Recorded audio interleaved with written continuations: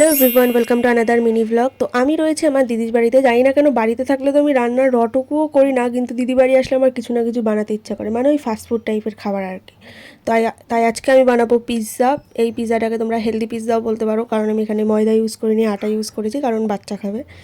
প্রথমে আমি ওখানে আটা দিয়ে ওই মেখে ডোটা বানিয়ে নিয়েছি। তারপরে এখানে পিৎজা পাস্তা সস বানাচ্ছি, কারণ আমাদের কাছে অ্যাভেলেবেল ছিল না। কী দিয়েছি তো দেখতেই পারলে। তারপর এখানে আমি ক্যাথ মেরে সব কাটার স্টাইল তো করেছিলাম, কিন্তু লাস্টে কাটতে না পেরে দিদিকে দিয়েই কাটাতে হয়েছে। আর ওরা যে আমার অত্যাচারে অতিষ্ঠ হয়ে উঠেছে সেটা ওদের মুখ দেখেই বুঝতে পারছো।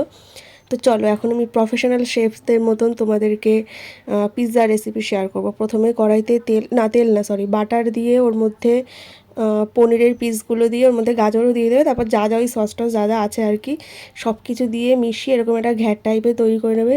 তারপর তৈরি করার পর ভাই আমি দেখছি এটা সত্যিই পুরো একদম দোকানে যেরকম পনিরের টেস্টটা লাগে পিৎজাতে সেরকমই টেস্ট লাগছিল।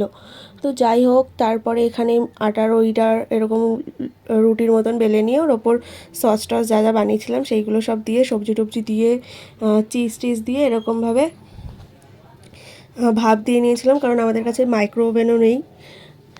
আর পিৎজাটা খেতে পুরো দোকানের স্টাইলের মতন হয়েছিল, সত্যি কথা একদম। তোমরা একবার বাড়িতে বানিয়ে ট্রাই করে দেখো। বাই।